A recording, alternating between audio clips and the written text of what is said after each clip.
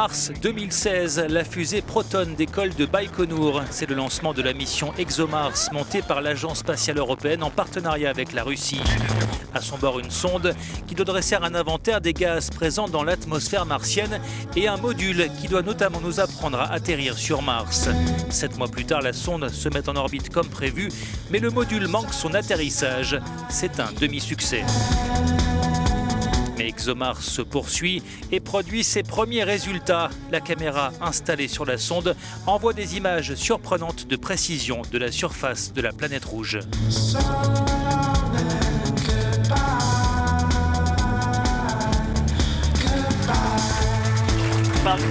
Le 4 juillet, la sonde Juno de la NASA se place comme prévu en orbite autour de Jupiter. Sa mission, photographier la plus grande planète de notre système solaire et ses satellites.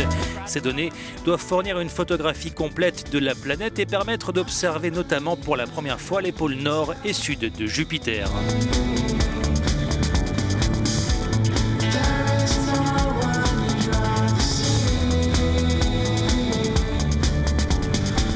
Septembre marque le clap de fin pour la mission Rosetta. La sonde spatiale européenne s'est écrasée volontairement sur la comète Chury.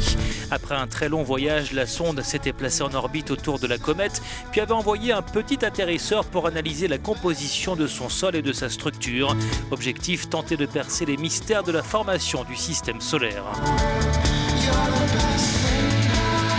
Cette année aussi, les entrepreneurs privés sont partis à la conquête de l'espace. En avril, la société américaine SpaceX réussit après plusieurs tentatives manquées à faire poser en douceur le premier étage de sa fusée sur une barge flottant dans l'océan Atlantique.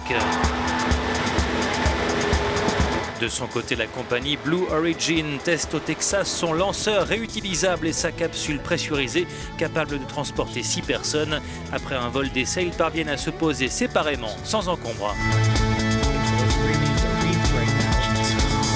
Et puis le patron de Virgin, Richard Branson, voit son avion spatial suborbital VSS Unity effectuer avec succès son premier vol et atterrissage, une étape supplémentaire vers le tourisme spatial.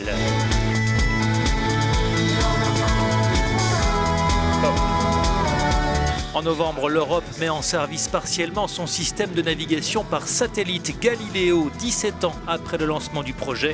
Il doit permettre de réduire la dépendance au GPS américain avec un service jugé plus performant. À ce stade, 18 satellites ont déjà été envoyés dans l'espace. À terme, d'ici à 2020, une trentaine d'entre eux composeront la constellation Galileo.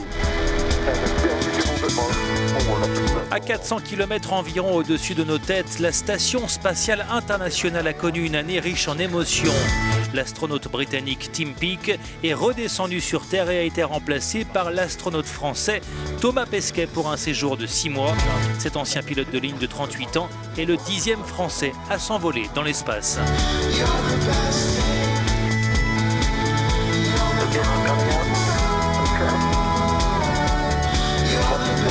Enfin, l'aventure spatiale a perdu cette année l'une de ses légendes, John Glenn, le premier Américain à avoir effectué en 1962 un vol orbital autour de la Terre, est mort à l'âge de 95 ans. Il avait goûté une dernière fois aux joies de l'espace à l'âge de 77 ans.